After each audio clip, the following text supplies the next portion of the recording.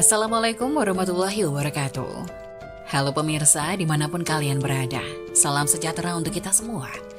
Semoga kita semua dalam keadaan sehat dan tetap dalam lindungannya. Kali ini saya akan membawakan cerita inspiratif dan menarik yang sayang untuk dilewatkan. Semoga kisah ini bisa memberikan manfaat dan pelajaran untuk kita semua.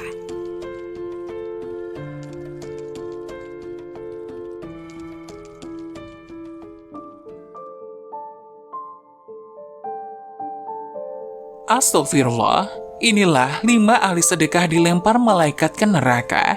Ternyata ini penyebabnya. 5 ahli sedekah dilempar malaikat ke dalam neraka. Ternyata ini penyebabnya dan tanpa disadari. Penyebab dilemparnya oleh malaikat ke dalam neraka 5 ahli sedekah ini karena melakukan hal-hal atau kesalahan yang tidak disadari. Dengan melakukan hal-hal yang tanpa disadari, penyebab 5 ahli sedekah dilempar malaikat ke dalam neraka. Seperti diketahui, rezeki setiap manusia pada dasarnya sudah Allah berikan sesuai dengan kebutuhannya, dan sudah ditetapkan jumlahnya. Ada yang cukup, ada yang kurang, ada pula yang Allah lebihkan.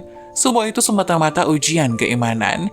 Namun tak jarang manusia yang diberikan rezeki lebih, terkadang justru malah merasa sombong dan lupa bahwa semua yang didapatkannya hanyalah sebuah titipan dari Allah, sehingga orang-orang yang lupa tersebut menjadi lalai akan hak dan kewajibannya untuk bersedekah. Perlu diketahui, meskipun banyak bersedekah, namun tak mendapatkan pahala dari sedekah itu sendiri, karena ketidaktahuan fadilah dalam bersedekah. Berikut 5 kesalahan bersedekah dapat disimak berikut ini. Yang pertama, mencari pujian dari orang lain. Hal ini masih banyak ditemukan pada masyarakat, yakni bersedekah dengan niat pamrih kepada orang lain. Sabda Rasulullah berikut yang diadili adalah orang yang diberi kelapangan rezeki dan berbagai macam harta benda, diperlihatkan kepadanya kenikmatan-kenikmatan yang telah diterimanya. Ia pun mengakuinya. Allah Subhanahu wa Ta'ala bertanya, "Apa yang kau telah lakukan dengan nikmat-nikmat itu?" Dia menjawab, "Aku tidak pernah meninggalkan sedekah dan infak pada jalan yang engkau cintai. Aku melakukannya semata-mata karena engkau."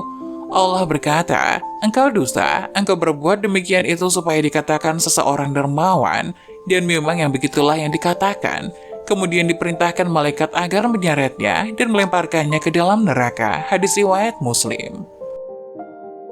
Dari hadis tersebut sudah jelas orang-orang yang bersedekah hanya untuk mendapat pujian, bukan mencari ridho Allah, maka akan diseret dan dilempar malaikat ke dalam neraka. Kedua, menunda sedekah. Nikmat sehat dan kelapangan rezeki merupakan salah satu nikmat yang sering dilalaikan. Dari nikmat sehat inilah manusia bisa mencari rezeki yang sudah disediakan Allah Subhanahu wa Ta'ala.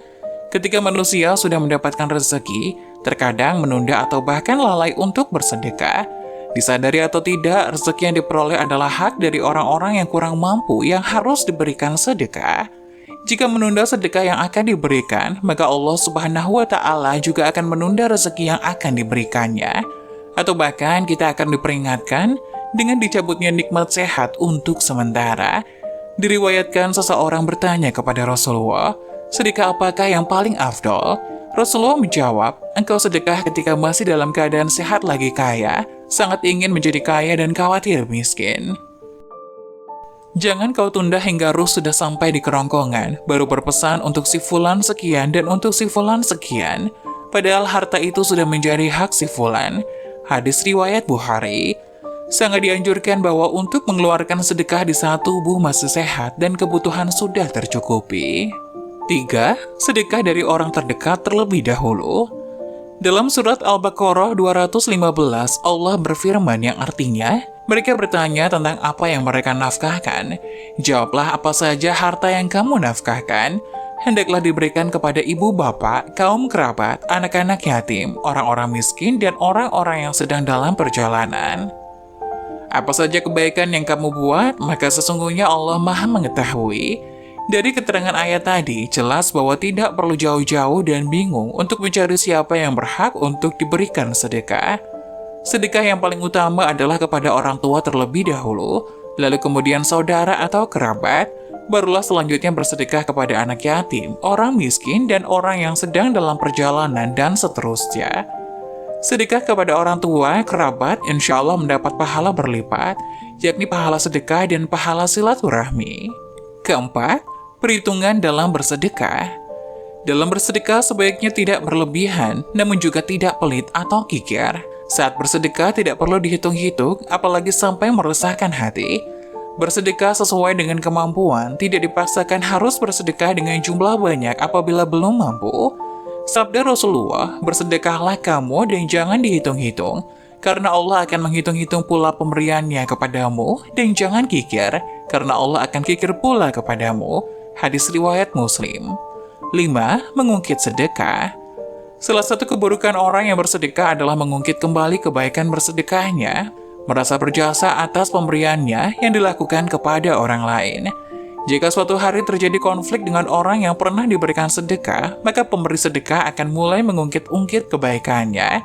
Seolah-olah jika tidak karena bantuannya, maka orang yang diberikan sedekah tersebut tidak bisa apa-apa.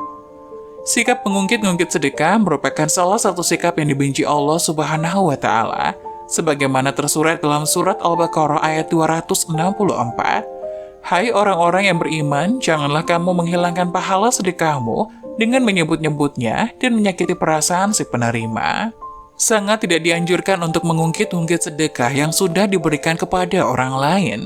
Dengan mengungkit-ungkit sedekah yang pernah diberikan akan membuat si penerima menjadi sakit hati dan akan terputusnya tali silaturahmi. Siapapun memutus tali silaturahmi kepada sesama, Allah juga akan mempersulitnya dalam mendapatkan rezeki. Itulah 5 ahli sedekah dilempar malaikat ke neraka. Semoga penjelasan tadi dapat memberikan hikmah dan manfaat untuk penonton semuanya. Jangan lupa like, share, subscribe channel ini agar tidak ketinggalan video-video bermanfaat selanjutnya. Sekian dari kami, terima kasih. Wassalamualaikum warahmatullahi wabarakatuh.